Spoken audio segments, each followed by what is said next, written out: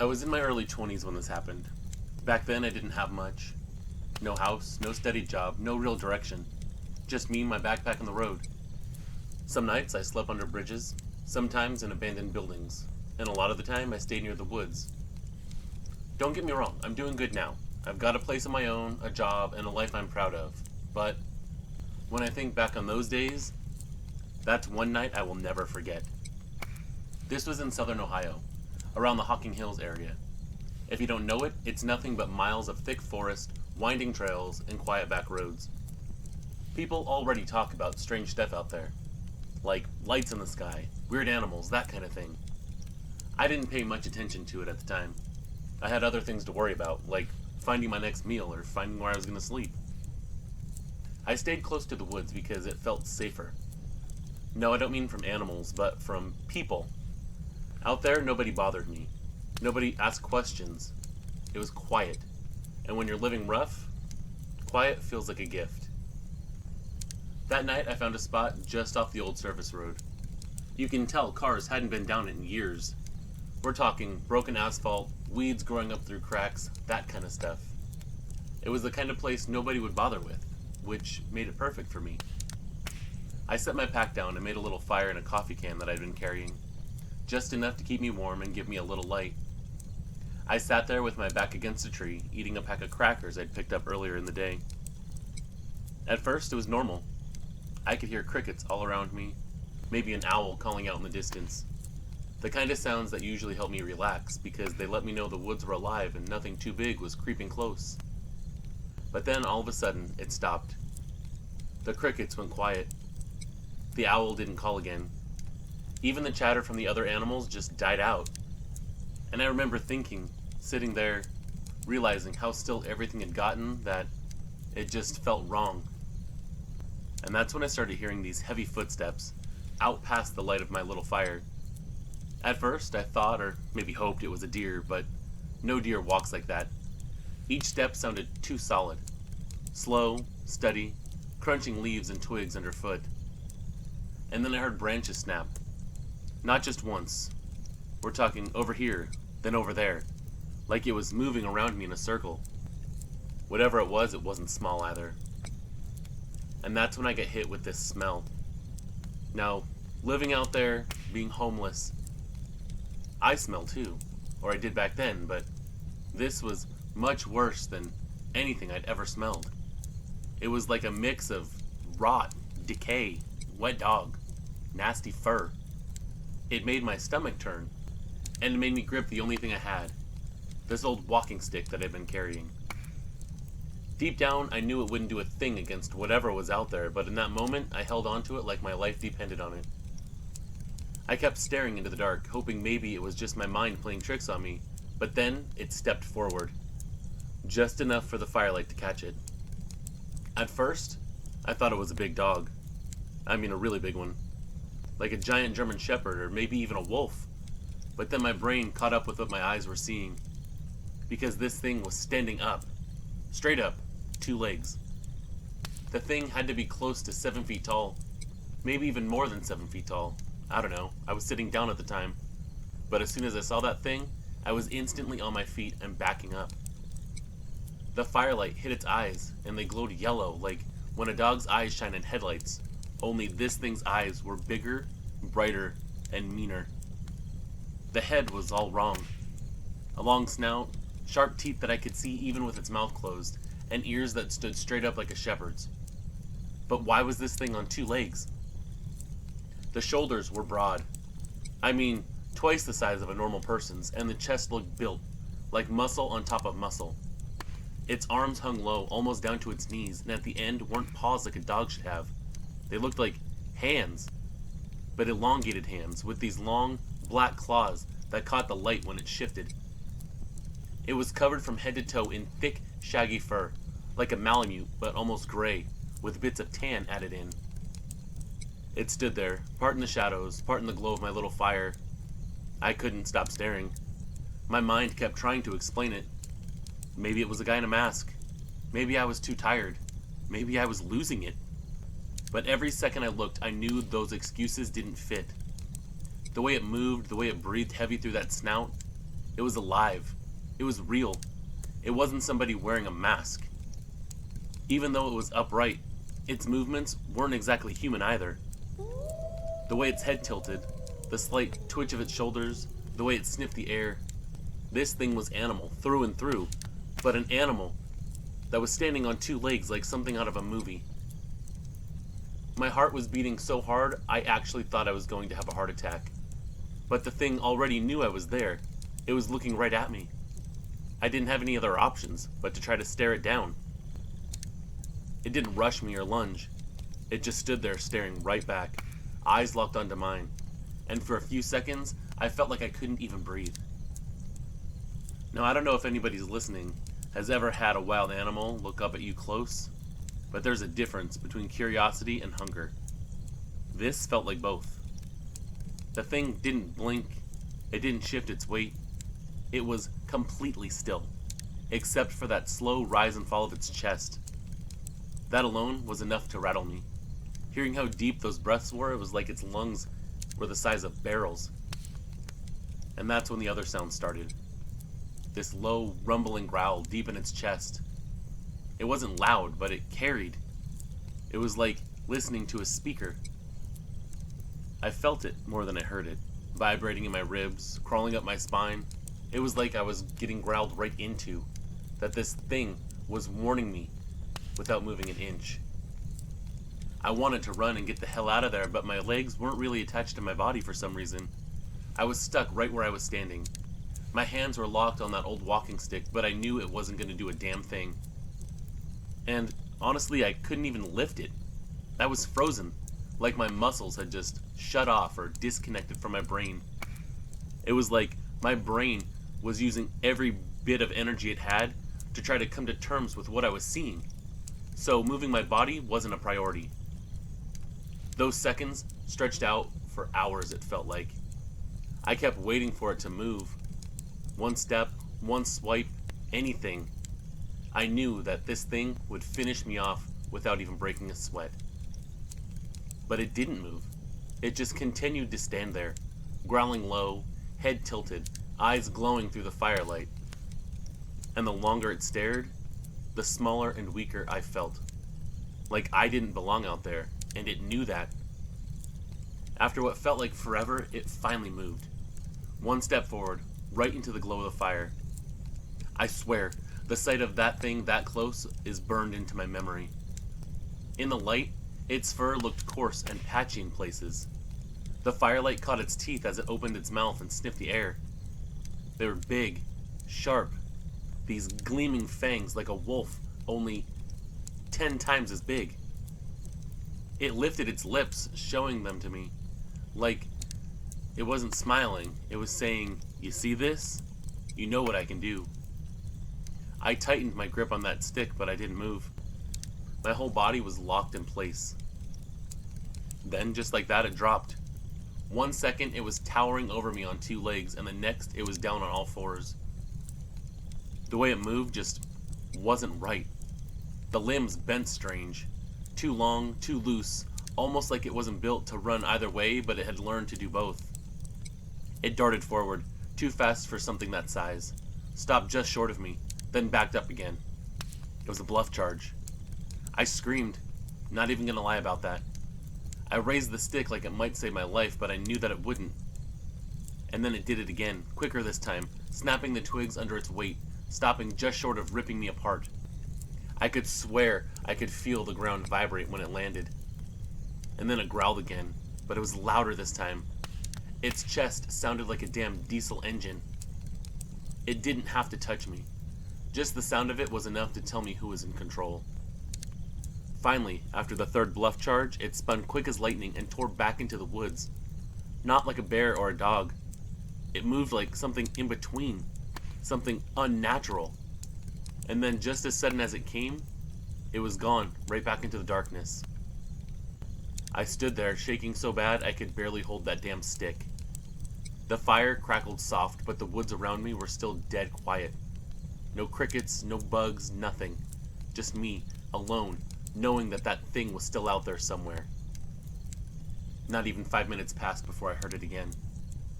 I knew that it was coming back, and this time, I wasn't hopeful that I'd make it through. I heard the crunch of the leaves. I heard the shifting of the weight in the brush. It stepped out where I could see it, crouched low, still on two legs. I can't explain how unnatural it looked, moving like that. Like I was watching a werewolf move in some scary movie that was right in front of my eyes. It stayed hunched, knees bent, arms dangling forward, walking slow and heavy. Just two legs, but creeping more like a predator. The firelight flickered over its face, and I swear I saw this thing grinning. It wasn't growling or snarling. It looked like it was enjoying this. My chest tightened. I knew I couldn't stay there anymore. Every part of me screamed that if I stayed, I was done for. Without thinking, I hurled that stupid stick at it. It clattered in the bushes near its feet, and for the smallest second, this thing arched back. Just enough. That was all I needed. I ran. Believe me, I ran harder than I'd ever run in my life. My legs burned, lungs tore for air, but I didn't stop. Behind me, I could hear it. I could hear branches snapping. I could hear it crashing through the trees, keeping pace like it was playing with me. I couldn't look back at it, though. It was too dark. I needed to pay attention to where I was going, or I was going to trip, and then it would be all over for sure. The only thought in my head was, this is it. I was never going to make things right, never get a second chance at life. Every bad choice I'd ever made, every mistake, I felt them all weighing on me as I ran through the dark with that thing behind me. And then, salvation. Up ahead, headlights. A car rolling slow along the road where a car shouldn't even be at that time. Relief hit me like a wave when I realized it was a cop, just out on patrol. I bolted straight for the car, waving my arms like a madman. The cruiser slowed, lights flashing, and I collapsed by the side of the road. I don't know what happened, but something about that car spooked that creature. Maybe it didn't like the lights, or the engine noise, or maybe it just didn't want another witness. Either way, it didn't follow me out. The crashing stopped and it was gone. The officer got out, hand near his belt at first, probably thinking I was some drunk or a runaway. But when he saw my face and the state that I was in, his whole tone just changed. He asked me what happened and if I needed help. I couldn't even get the words out. I just kept begging him for a ride, begging him to get me out of there. Luckily, he didn't ask too many questions, just opened the back door and told me to get in. He said he couldn't leave me out here alone when I was clearly terrified of something. I ended up spending the night in a cell, not because I did anything wrong, but because he was concerned for me. He figured I needed somewhere safe to sleep. It was too late to go check into a hotel, and I didn't have the money for that anyway. At that night, behind those locked doors, that was the first time I'd felt safe in a long, long while. I didn't sleep a wink, though. Even the cell door being shut, the world outside locked away, my mind kept replaying what I'd seen. The way that thing just stood there in the firelight, the sound of its growling. Every time I closed my eyes, I saw its face staring back at me. How could something like that exist? I asked myself that 100 times before dawn came that night. If it was a trick of light, then why did I smell it? If it was someone in a costume, why did I hear it breathing and see it move like that? Why could I still feel the growl inside my chest? This wasn't just in my head. Whatever that thing was, it was real. And until recently, I've always thought that it was a werewolf. When morning finally rolled around, the officer came back. He unlocked the cell and told me I was free to go. I thanked him the best I could. He didn't treat me like a criminal, just like a man down on his luck. I'll never forget that. Before I left, though, he said something that stuck with me. He looked me square in the eye and said, "Do yourself a favor. Don't go back to that area. A lot of weird stuff goes on out there." He didn't smile or wink or laugh. He meant what he said. Like, maybe he'd heard things too. Maybe he even knew about that thing out there. Walking out into the light that morning, I realized something. I wasn't supposed to see that thing, and most people never will. But I did. And once you've seen it, you can't ever unsee it. After that night, I made myself a promise that I would never sleep in those woods again.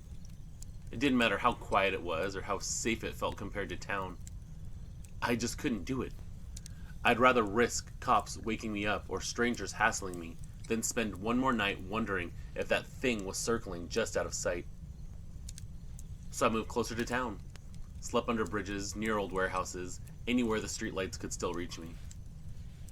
It wasn't easy, but I never heard that growl again, so that's a plus. Still, the memory stayed. It's been years now. That was half of my life ago. I can proudly say I've turned my life around. Got a place to live, a job, people who care about me. But I can still close my eyes and be right back there in a second. I can see the way that thing was crouching, the way its teeth glistened in that fire. I can hear the way that growl rolled out of its chest like thunder. That night changed me, man. Made me realize this world is bigger and stranger than most people will ever know. Some things out there don't fit in neat little boxes that we make for them. And if you're sitting there thinking that maybe I imagined it, maybe I was tired or stressed or hungry or on drugs, I get it. I really do. But the reason I was homeless wasn't because of drugs. I've never done drugs. I'll tell you this plain and simple. I know what I saw. You can laugh, you can doubt, you can call me crazy. But that thing was real. And a lot of other people who are in a lot better positions than me have seen that thing too. And it's one memory that I'm going to carry all the way to my grave.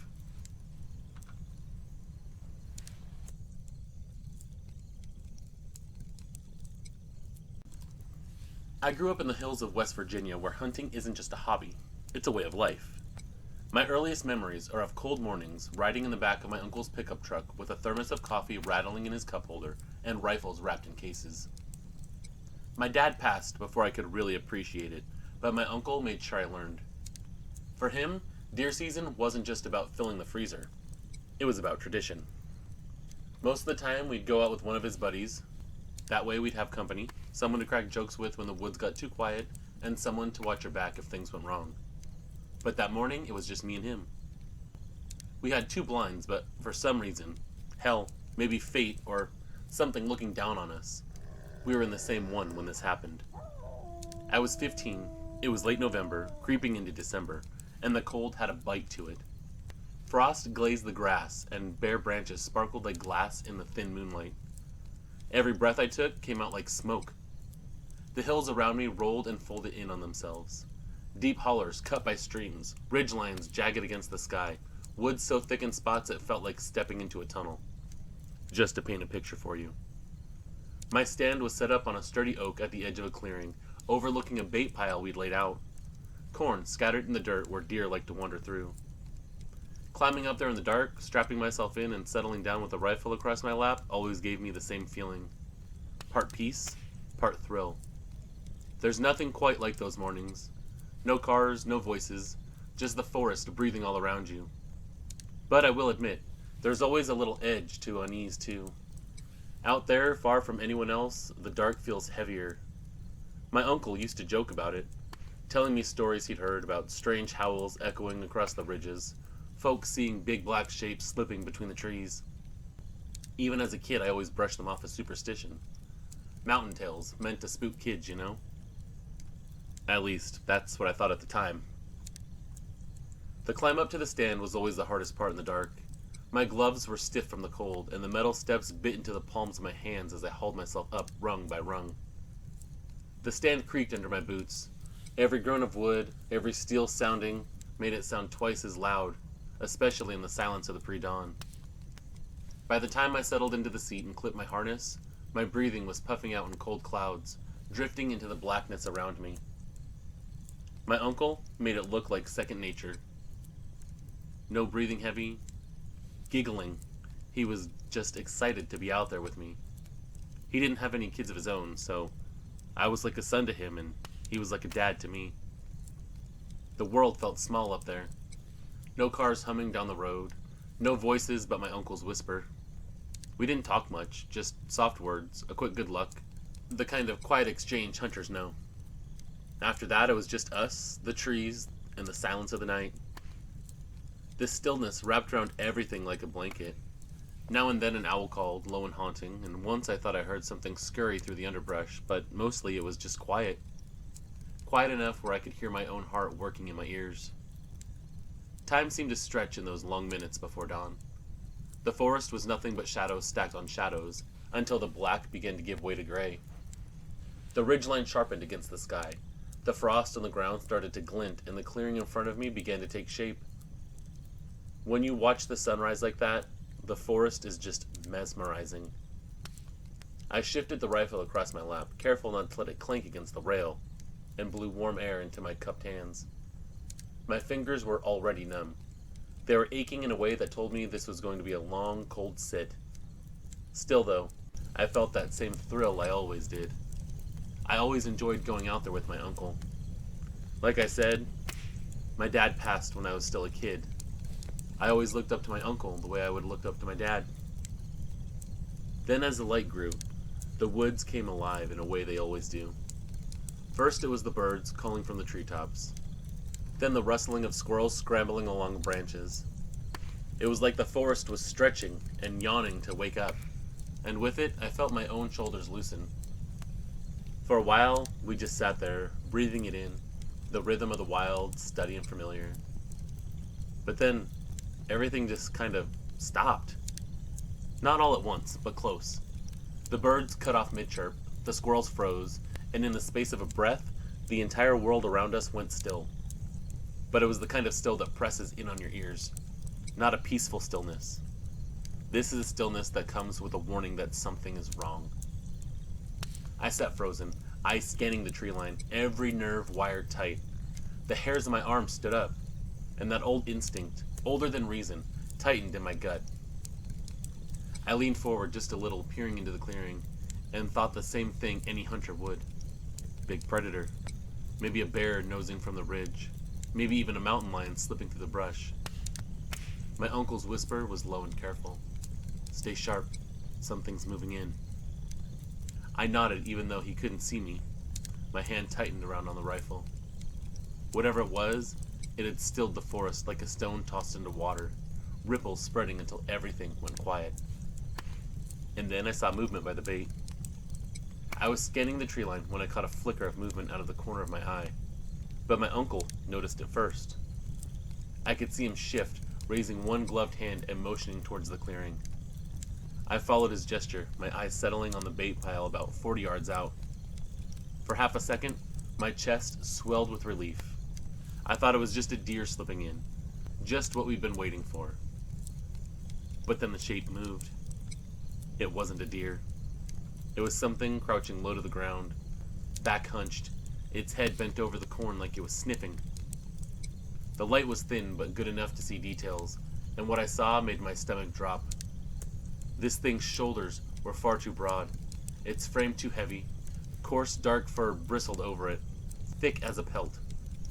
I froze, my first thought snapping straight to bear, but the way it moved was off, too smooth and controlled. You see, bears lumber. They roll their weight side to side, but this thing flowed. It was shifting like it had the grace of a leopard. And then without warning, it rose. I'm not talking it stood up straight. I mean this thing stood up on two legs, straightening until it towered over that pile. My breath caught in my throat, and I did everything I could not to yell out in fright. This thing was taller than any man I'd ever seen. I'm guessing 8 feet tall.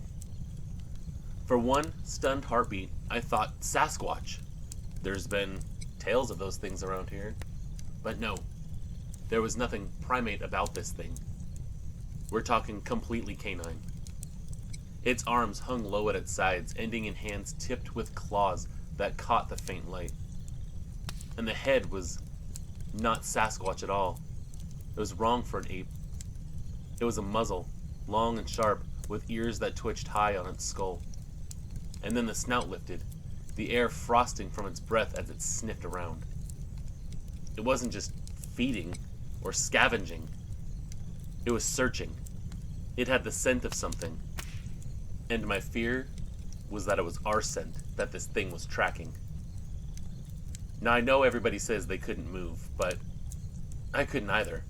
It was like every nerve in my body was screaming to run, to climb higher, to do anything. But all I could do was sit there frozen with my hands locked around the rifle. My uncle must have seen me stiffen, because suddenly his hand was on my arm, steadying me, giving me courage. I turned just enough to meet his eyes, and the look we shared said the same thing clear without words. What in the hell is that? He eased his hand away, raised his rifle a little, then tipped it toward the clearing. I knew exactly what he meant. Be ready. Down below, the creature let out a sharp puff, then a snort so deep it almost rattled my chest. It turned its head slowly, like it had all the time in the world, and it actually locked onto us. It knew exactly where we were. And that's when I saw its eyes, glowing yellow, not with any reflection of dawn, but with something unnatural. It was alive and furious. My heart was pounding so hard I swore this thing must have heard it, and maybe that's what tipped it off to where we were. Or maybe its senses are so great, it knew where we were all along. This thing took one step, then another. It was moving towards the base of our tree. Each step was heavy. Snow and frost was crunching under its weight. The closer it got, the worse the smell hit me. Musky, sour, wet fur mixed with rotting stuff. And under it all, it had this sharp metallic tang, like blood and iron. Its breath started coming out in steaming clouds as this thing began to get more and more excited. The sounds of its lungs were deep and slow. And then this damn thing reached up. I will never forget the sound of its claws biting into the bark. It was tearing deep grooves as it started to climb up the tree. Hand over hand, dragging itself upwards. The whole tree shivered under its weight, swaying just enough that I felt my stomach drop. I raised the rifle. So did my uncle. We didn't need words. We fired almost at the exact same time. The crack of the shot split the morning open, deafening the hollow and damn near deafening me.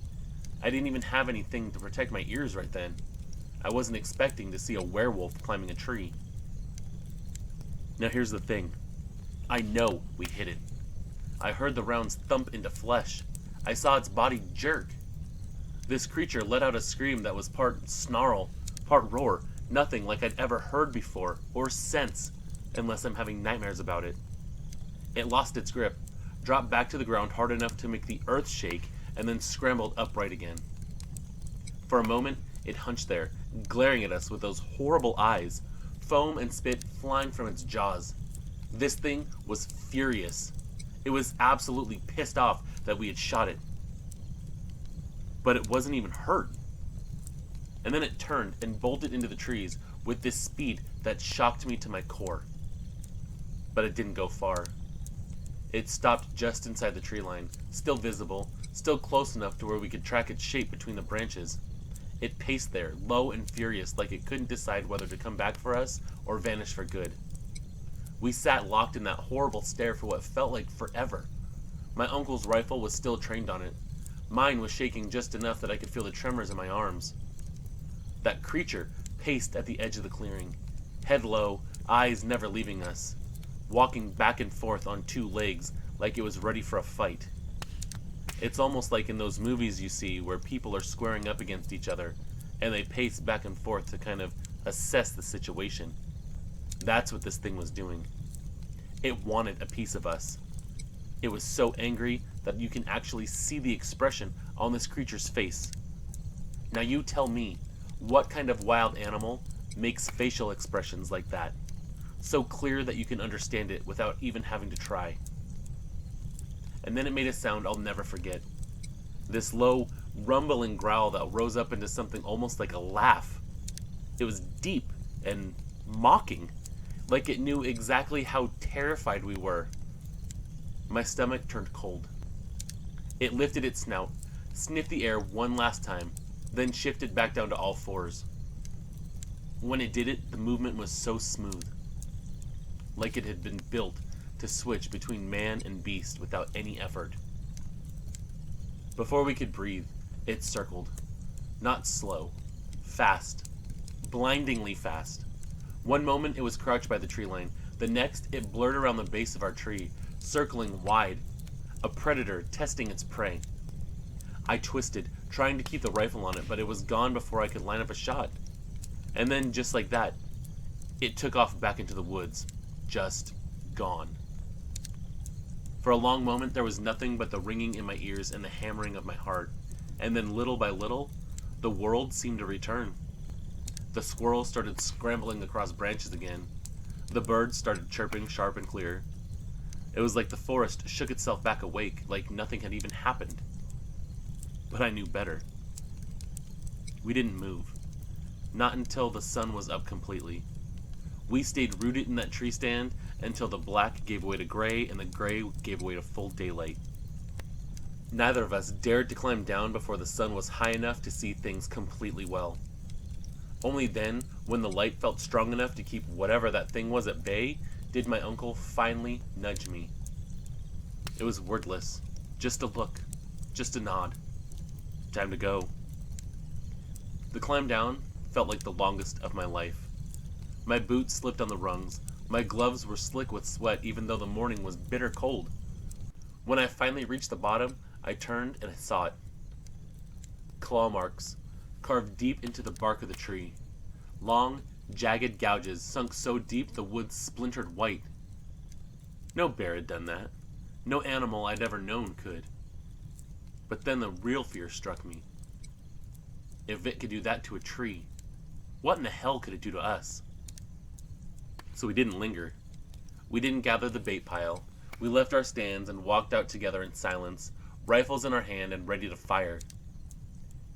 Every snap of a twig made both of us flinch. Now my uncle, he's not afraid of anything. He's been in the Marines. He's seen some really dicey crap. Nothing makes him flinch. But out there, after seeing that creature, every little sound made him flinch. Just to put that terror into perspective for you. It was only when the truck door slammed shut behind me that I felt like I could finally breathe again. That I knew that as soon as the tires were spinning, we would be moving away from that creature and we would be safe. We got home. We didn't talk about it much. Every once in a while, when we've had a few beers, we'll bring it up. But other than that, we just leave it be. I still hunt, sure, but never there. Hell no. No way. And always with my uncle. Never without him. I have never once gone hunting in my life without him there after seeing that creature. It's like we formed this weird dependency after surviving something like that. Like we depend on each other to keep us safe and sane. When the woods go quiet now, I don't think bear. Not anymore. I think of those yellow eyes, glowing in the darkness, watching, deciding, assessing whether we were worth it or not. Because deep down, I believe it made a choice that morning. It could have finished off what it started, but it didn't. It let us live because it wanted to.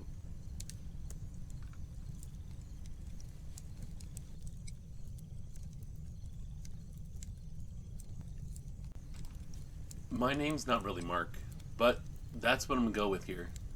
I don't trust folks with this kind of story, you know? You start putting your real name on stuff like this, and all of a sudden, people treat you like a sideshow.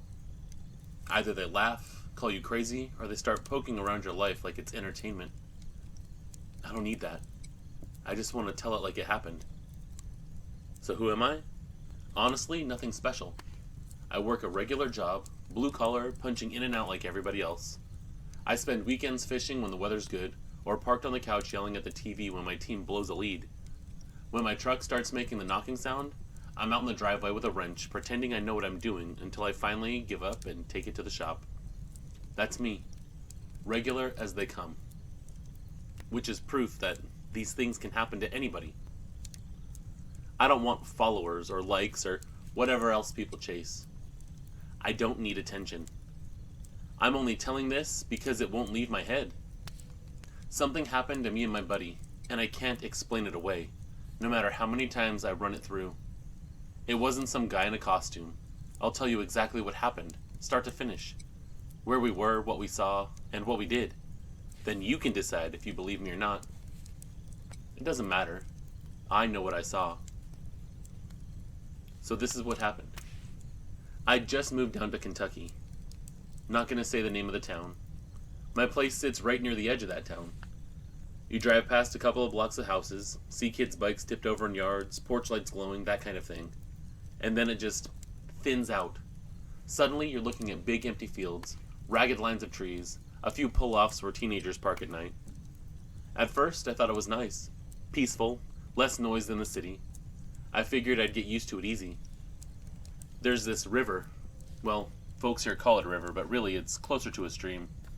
It's slow and shallow, waist deep at best on most days. During the day, you'll see kids out there skipping rocks, old men fishing with coolers at their feet, dogs splashing around like it's the best pool in the world. But at night, though, the atmosphere changes completely. It just sits empty. Still water catching the moonlight, crickets buzzing, frogs kicking up a racket. The kind of quiet that feels too quiet sometimes.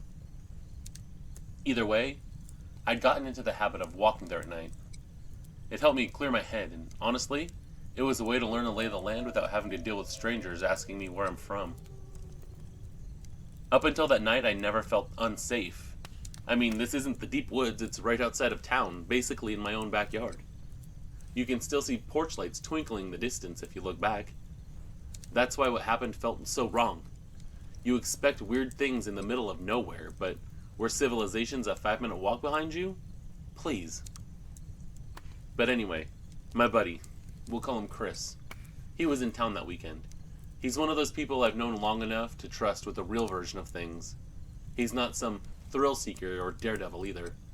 Just a steady guy who came down to help me unpack boxes, set up the TV, drink a couple beers, and have fun. That kind of friend. I'd known him since high school. He was my ride or die. After we'd done all the things that he came down to help me with, neither of us was tired enough to crash.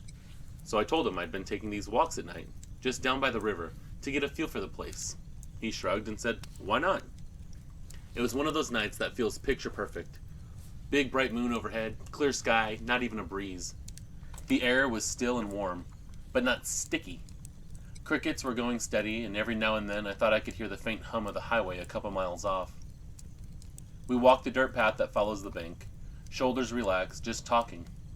Not even talking about anything serious. The kind of talk you don't even remember the next day, except you remember how easy it felt. We were maybe 10, 15 minutes into the walk when it happened. At first, it was just a noise. Something across the river, just moving through the brush. You know the sound, like weeds hissing, branches swishing when something big pushes through. I figured maybe it was a deer coming down to drink. Pretty common around here, right? But then it got louder, heavier. You could actually hear the weight of this thing walking. A sharp crack snapped out like a branch being stepped on, thick enough to where you know it wasn't no rabbit. Chris and I both froze. We stopped mid-step, listening. This wasn't a deer. Deer are a lot quieter than that. We thought maybe it was a person, coming down to have fun too. Or maybe one of those teenagers trying to get into trouble. So we just kind of stood there and waited to see what happened. I remember Chris tilting his head towards the noise, eyebrows high, like he was asking me without saying, "You hear that too?" I gave the smallest nod back. We didn't dare speak. We didn't want to alert anybody that we were there, because honestly, if there was somebody walking down there, I didn't want to get stopped talking to them. So both of us just stood there, trying to angle ourselves for a better look through the patchy shadows. And in that silence, for some reason, I could feel my senses go razor sharp. Whatever was out there was big. It was close and it was moving with a purpose. But some instinct inside of me, I guess, was just telling me that things were about to get very, very wrong. And right then I realized something. Maybe I didn't want to see it. But whatever it was, I knew that we were about to. At first it was just a shadow, you know, like when your eyes play tricks on you in the low light. But when the moonlight cut through the break in the trees, well, that's when this thing stepped far enough forward for us to see it clear. I will never forget the way my stomach dropped. It was like my brain didn't even want to label it at first, like it was automatically trying to put up some barrier to help me not go crazy. Everything about this just screamed wrong. The shape, the size, the way it held itself. This definitely wasn't some deer, and it sure as hell wasn't a person. It stood there, tall as hell, 7 feet easy, maybe more, with long arms that hung down too far. The legs didn't look right either. Not straight like a man's. They bent the way that made me think of a dog or a coyote. The whole silhouette was off. So off that my gut clenched up before my head could even catch up. I just knew I was looking at something I wasn't supposed to be seeing. The head wasn't round and heavy like a bear. It was a wolf's head. No mistake. Long muzzle sticking out, jaws wide enough to where you can see the outline of the teeth even from across the water. The ears stood tall and pointed, like a Doberman pinscher that had its ears cropped, and they were twitching like radar dishes, catching every single sound. I could see the muzzle working as it sniffed, nostrils flaring in and out, little movements that made the whole thing feel alive and not some figure in the shadows. A lot of people say, maybe it was a man in a costume. Well, to those skeptics, I say, when you see something where you can actually see muscles moving and fur moving as those muscles move, it's without a shadow of a doubt that you're looking at a real creature. You can just tell the difference. But the eyes, they were the part that locked me into place. They weren't glowing like a flashlight beam, not like that, but they reflected the moonlight with this cold, glassy shine. Yellowish maybe, or pale gold. It was hard to tell from across the river. I was more focused on looking at this thing entirely and thinking, oh my god, werewolves are real. But those eyes, they caught the light just right, and it's like they held it. And once those eyes found us, they didn't leave. It was like being pinned down without being touched. I don't know if this thing knew that we were there the whole time or if something tipped it off, but when it stared at us, I'd never felt so helpless in my life. I remember thinking about the coat.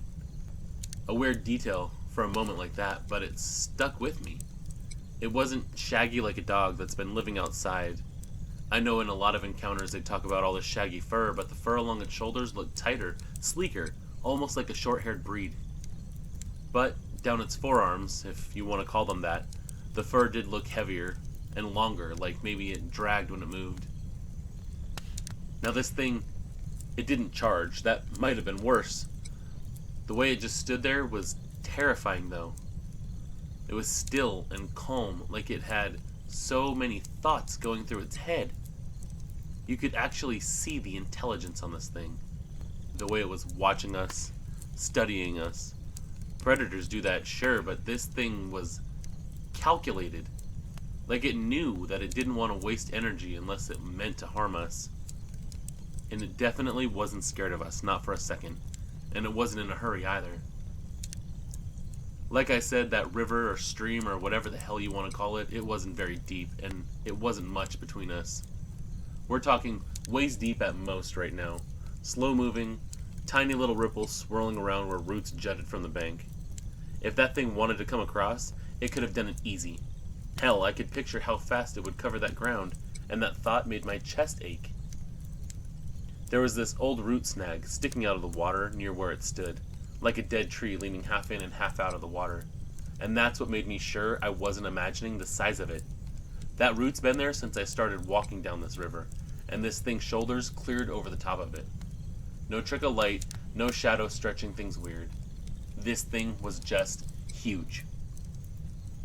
I remember Chris shifting next to me, and this thing's head snapping in our direction. It had already been watching us, but when we moved, I think that really excited it. This movement was fast, sharp, and precise. Ears forward, muzzle lifting as it sniffed the air like it was cataloging us or something. Every second it didn't move closer felt like a second of borrowed time, like we were standing in its territory without its permission, and if it wanted to, it could come over and slash us to ribbons. I honestly don't know how long we were locked like that. It could have been 10 seconds, could have been a minute. Time felt stretched thin like we were caught in amber. Whatever else it was doing, sniffing, tilting its head, shifting its weight. The moment we moved, it kept its eyes nailed on ours the whole time and it didn't look away. This was something that knew exactly what it was looking at. And it wasn't deciding what to do about us. Its weight shifted too. It leaned forward just enough to test the ground, then settled back again. Not nervous. No, it wasn't like that. It was more like it was running the math. Like, if I cross, what happens? Then it made a sound that I'll carry with me forever. This low, deep-chested snort, like air pushed through rocks or gravel. It wasn't a roar, but it wasn't for show either.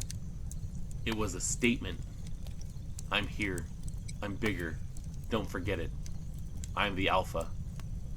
My heart lurched so hard against my chest, I thought that it was actually going to make me stumble, but I locked my knees. It took one step closer to the river, just one, and then it lowered this hand into the water, like it was showing us how close it was, how easy it would be to come over if it felt like it. It was not the movement of an animal. It was putting its hand down there like it was enjoying this situation. And then as it got a little closer, I could smell it. Now up to that point, the air had just been summer, river, mud, damp leaves, that kind of stuff. But now, layered over it, came this thick musk.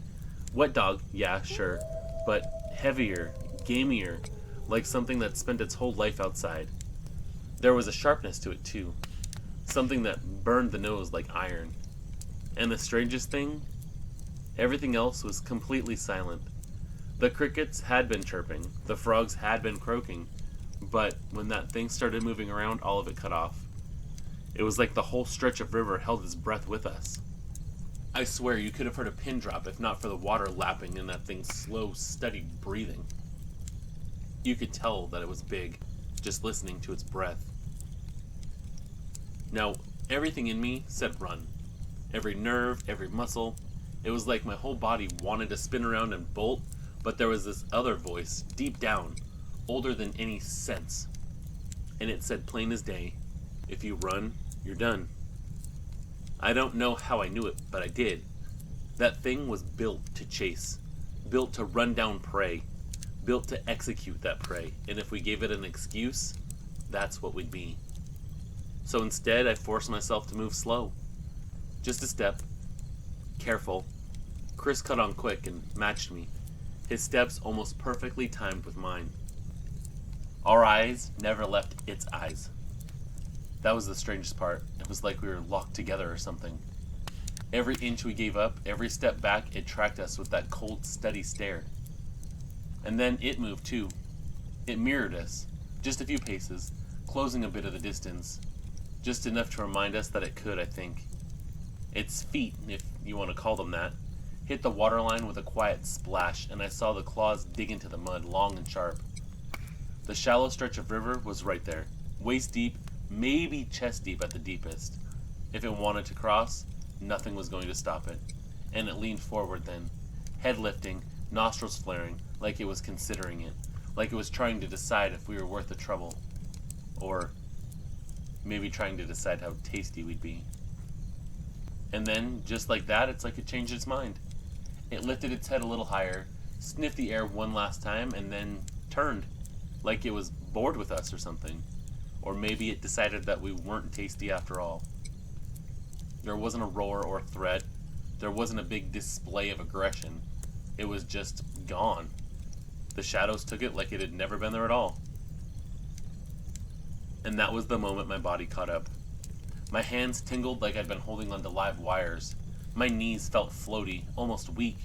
My heart wasn't just pounding, it was hammering, slamming so hard I thought that I was actually going to pass out. And still, all I could think was, we got lucky. It could have come across, and it chose not to. The second that this thing disappeared, I mean the absolute second, we didn't waste time. We didn't run, God no, but we moved fast. Quick steps, eyes darting back, waiting for a sound of it following. When the first yard light finally came into view, I swear it was like walking into a line of safety. That neighborhood might as well have been a fortress. We bent over, catching ourselves with our knees and sucking air in. And we made a deal right then and there. Keep our names out of it. Don't go blabbing, because this wasn't deep in the wild. This was right outside of town, and that's what made it worse. We had just seen something that looked very much like a werewolf, and since we lacked the term dogman at the time, that's all we knew. And we weren't about to be the two guys running around yelling werewolf. Or crying werewolf, I guess. So we made a deal. If we were to talk about it, we'd leave our names out of it. But I'll say this plain as day. I know what I saw. That wasn't a bear. Hell no, it wasn't a bear. And it wasn't some guy playing dress up. It was something else entirely. Something that had no business being there. Something that's not in any science book or history book. Something that's never been cataloged. And for all I know, might not even be from this world. So that's why I won't use my real name. People laugh, call you crazy or worse. They come poking around, and I don't trust anyone with this truth. All I can tell you is this. Something unnatural walks the edges of that little Kentucky town. And it's not the only one out there. And every time I close my eyes, I can still see the intelligence of that thing. So thanks for respecting me enough to keep this anonymous. I really appreciate it.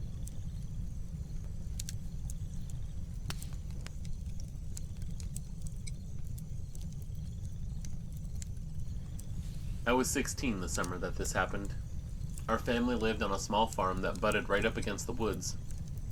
It wasn't much, just a handful of animals, a weathered barn, and a house that always smelled like coffee and hay. But it was ours. My parents worked hard to keep it running, and my brothers helped with the heavy lifting. I was the middle kid, caught between being old enough to handle myself and still young enough that people thought I was scared easy. The truth is, though, I wasn't the type to spook.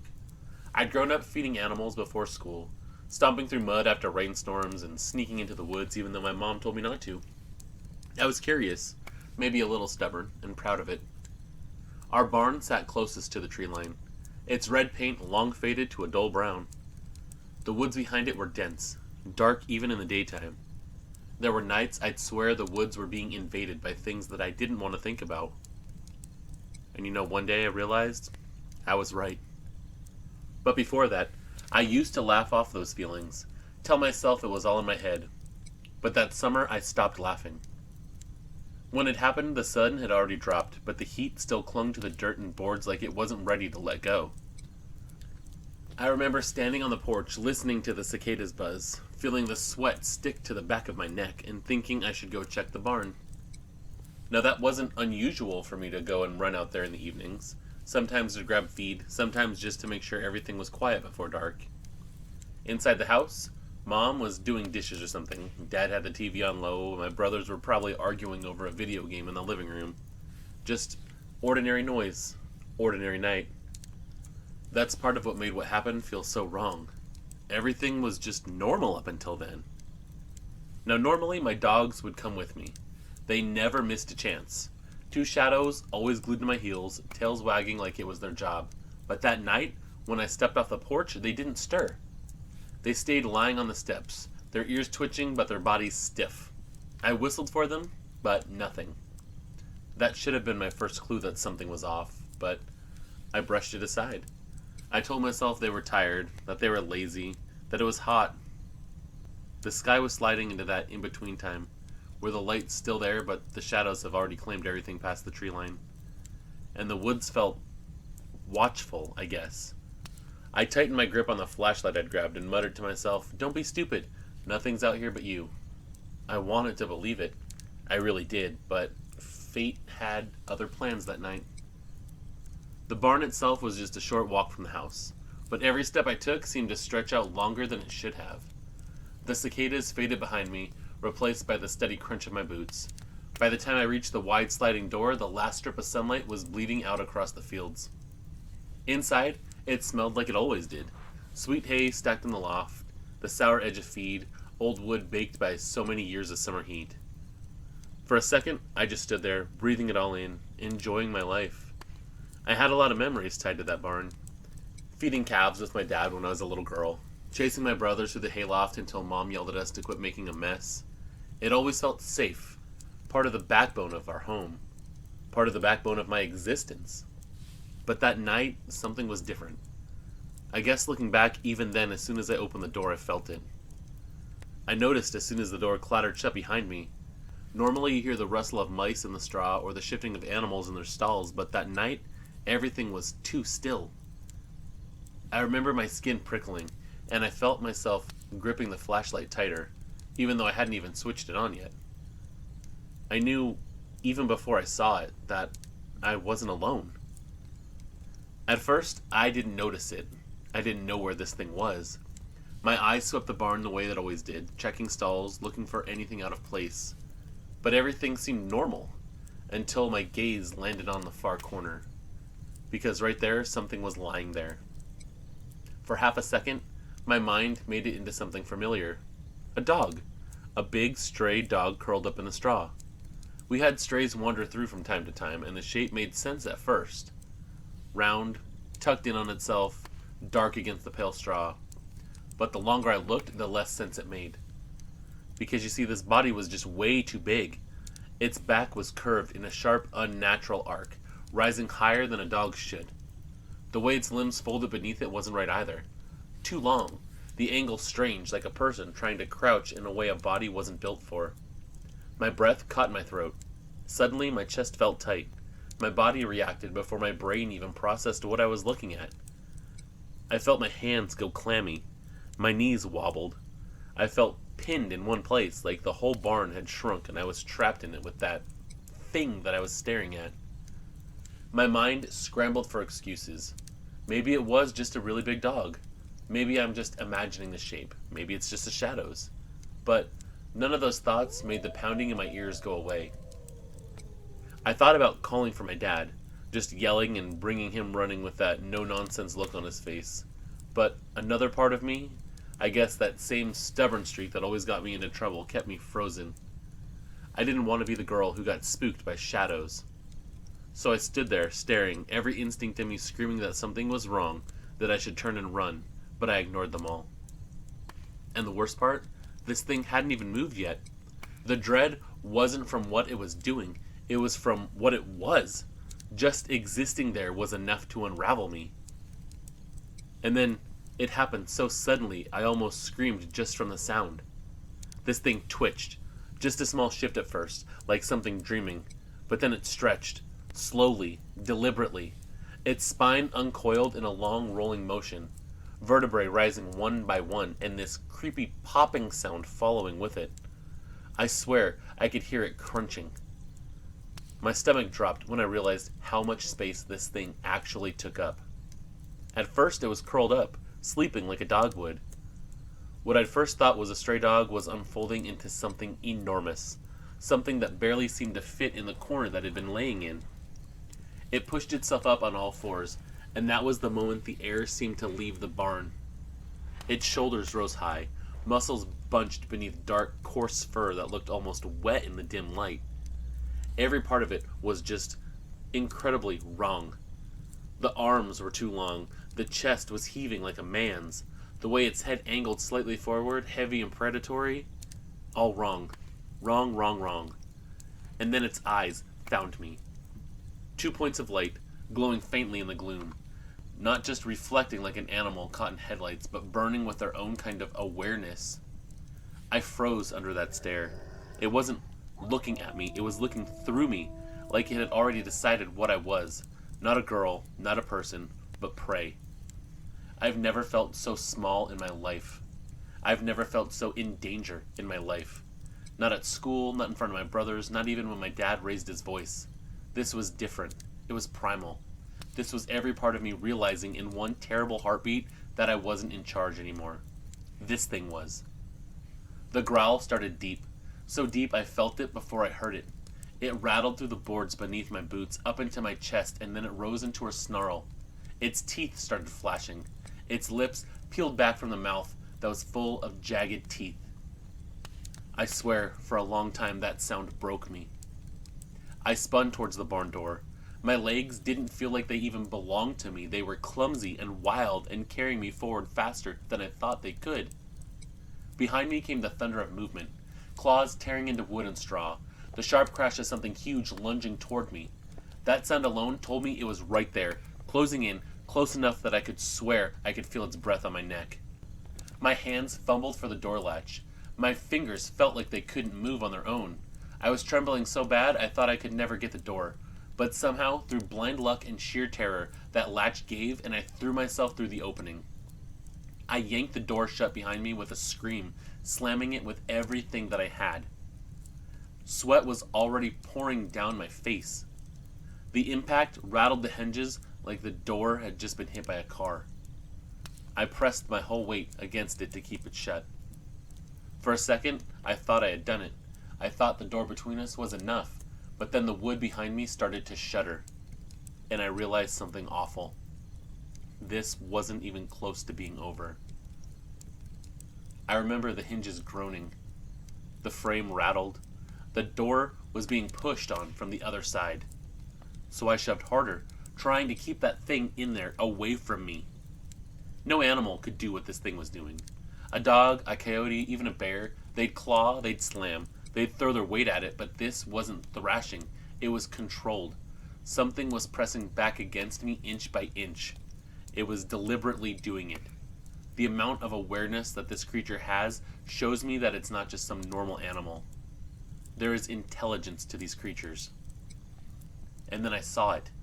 Through the narrow gap between the boards, this shape slid into view. It wasn't a paw, it was a hand. Thick, dark fur matted across it, but the shape was undeniable. There were long fingers curling tight around the edges of the wood. It was grasping the door, pushing it outwards. Its claws were digging in as it forced the door wider. My breath hitched so hard it hurt. My eyes met its eyes through that tiny gap. They were glowing, intelligent, and burning straight into me. And then my strength gave out. My legs seemed to move before I knew what I was doing. I let go of the door and bolted, stumbling into the yard, knowing that I didn't have the power to hold that thing in the barn. I could hear the door groaning behind me as this thing forced its way open. But my body was moving on nothing short of pure terror, carrying me in blind, ragged strides towards my house. But I heard the footsteps coming behind me. Not the 4-beat rhythm of an animal running, but the heavy, staggering thud of 2 feet pounding in the dirt. I risked a glance over my shoulder, and what I saw nearly made me collapse mid-run. It was upright, not fully, not like a man would walk, but hunched over, its long arms swinging low, claws scraping the ground with each loping stride. It was wicked fast. Even with that bent, warped gait, it was eating up the ground between us. I knew I wasn't going to make it. That before I hit the steps, I'd feel its claws on my back, dragging me down into the dirt and ending my life. For the first time in my entire life, I was certain I was about to die. But just when my legs were ready to give out, salvation came barreling towards me on 4 legs. My dogs, my brave, beautiful dogs, came tearing across the yard like bullets. One from the porch, the other from around the house. Both of them howling and barking like my life depended on it. They skidded into place at my sides, hackles raised, lips peeled back over their teeth. I dropped to my knees. I couldn't even think. I wasn't even meaning to drop. I just clutched the thick fur along their necks, gasping for air because all of my energy was spent. My dogs didn't look at me, not once. Their entire focus was locked on the thing loping towards us. But that creature slowed down when my dogs showed that aggression. We're talking this massive body just hunched over, shoulders rolling as it lowered itself slightly like it was assessing this new threat. The air between us actually felt charged, electrified, buzzing like before a lightning strike. I know several reports talk about that charge, and I can verify that. It felt very static. My dogs snarled. They were circling, darting forward a step and then back, never breaking the wall that they'd made around me. They were protecting me, and they were willing to give their lives to do so. But that thing just stared at us, eyes glowing in the dark, lips curled back in this snarl that showed rows of teeth way too long to be a canine, even though the whole thing screamed canine. I was sure we were all about to die. I could see it in my head. The creature lunging, my dogs torn apart in seconds, and me next. My hands dug deeper into their fur. The tears blurred my vision. I whispered their names like prayers, begging them not to leave me, begging God, begging anyone to listen. And then it was like something shifted. The entire dynamic seemed to backtrack. The growl in this creature's chest wavered. Its eyes flicked from one snarling dog to the other, calculating. But my dogs, those brave, beautiful babies, never let up. They barked harder, snapping the air with their teeth. And I saw it hesitate. For the first time, I thought maybe this thing wasn't invincible. It straightened. I could hear its spine uncurling even more. It looked almost human in its posture at that point, towering above us, head cocked like it was making a choice. Then without warning, it broke the stare. It turned away like it was dismissing us. My dogs barked furiously, but that thing ignored them. It dropped down to all fours in a fluid motion, its limbs folding over, its joints bending, and then it ran. I had never seen anything move like this creature can move. In 1 second, it went from standing on 2 legs down to 4, and then it blurred out of there. Its body just seemed to flow forward, its shoulders rising and falling, claws tearing into the dirt. I watched it cross the yard and slip into the tree line in just a handful of seconds. By the time I stumbled onto the porch, I was barely upright myself. I yanked the back door open and literally fell through it, hitting the kitchen floor on my hands and knees. I don't even know what I said at first. Words just tumbled out of me between sobs. Barn, monster, eyes, claws. My whole body shook so violently I could barely breathe. I couldn't even stand up, let alone make sense. Mom was the first to reach me. I remember her dropping a dish towel that she'd been holding and kneeling beside me. She pulled me into her arms like I was a little girl again, and she kept whispering, "It's okay, you're safe." But I knew it wasn't true. Nothing about what I'd seen would ever let me feel safe again. My dad came in from the living room, face hard and pale, asking what happened. Honestly, it was more of a demand than a question. I choked out pieces. How it was in the barn, how it opened the door, how it chased me, how the dogs were there. His jaw clenched tighter with every word that I spoke. Now, he didn't say he believed me, but he didn't say I was crazy either. And that silence told me enough. He knew that something terrifying had happened. Then he stood, grabbed the phone off the wall, and started calling. First, his brother Rick, who lived just down the road. Then my mom's brothers, Bobby and Carl. Finally, Wayne, my dad's brother-in-law, through his sister. He farmed the next property over. Each conversation was short. Within half an hour, the rumble of all of their trucks in the gravel announced their arrival. The 5 of them gathered in the kitchen, their voices low but very serious. They grabbed shotguns and flashlights, trading quick glances but no jokes. I begged them all not to go for so long. I clutched my dad's arm, tears streaking down my face. "Don't, Daddy, please. Please don't. It's out there. It'll kill you. It'll kill all of you." All he did was press a kiss to my forehead like he used to when I was little, and he said, "We'll take care of it. Stay inside with your mom and your brothers." And then they were gone. The hours dragged by, and I counted each minute. I remember sitting there at the kitchen table, watching the time on the microwave just tick by.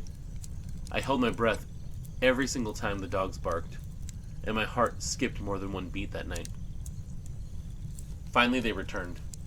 Their faces told me everything. They didn't find anything. No tracks, no blood, no sign at all of that creature that tried to kill me. That should have been a relief, but to me it was worse, because if they hadn't found it, that meant it was still out there somewhere.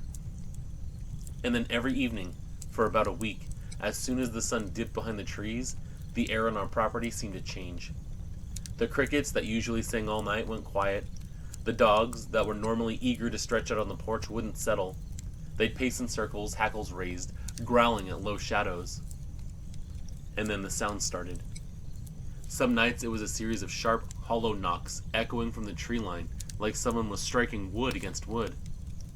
Other times it was howls, long, drawn out, rising and falling in ways that didn't belong to coyotes, wolves, or dogs. And I wasn't the only one that was experiencing it. 2 pigs vanished from our neighbor's place, and another farm lost one the next night. Everyone blamed wild animals, but the way they spoke in these hushed tones told me that they weren't so sure that it was just some kind of animal. And then, just like that, it stopped. I've always believed that it was just passing through, that whatever it was, it cut across our lives for a short, terrible time, and then just moved on to somewhere else. But in the weeks that followed, I started hearing things. Little whispers, stories people shared about that terrifying week. Mr. Dillard, who lived a mile down the road, mentioned catching sight of a tall, shadowy figure moving along his tree line one night, just for a second, before it slipped back into the woods. A girl from my school swore she and her brother saw glowing eyes from a ditch while they were biking home. Even my Uncle Rick, after a couple of beers one night, admitted that he'd seen something while driving home late one night. He said it was moving through the trees quickly, on 2 legs, but it was too fast and too hunched to be human. He looked me dead in the eyes when he told me, and I knew he wasn't just trying to spook me. I think at that point, he was validating me and telling me he believed what I saw. But none of them saw what I did. Their stories were quick glimpses. Mine was a lifetime of trauma, and I'll never forget the way it looked at me. Looking back at it now, more than a decade later, I could tell you the exact night my childhood ended. It wasn't a birthday or a graduation, not some milestone the world would notice. It was that summer night, standing in our barn with that thing that shouldn't exist. I'm almost 30 now, with kids of my own. I watch them play in the yard, fearless the way children are supposed to be, and I wonder how long that innocence will last for them. I pray they never have it torn away the way that I did. I carry that memory like a scar that no one else can see. I don't have the luxury of doubt, because I saw it, and I'll never forget.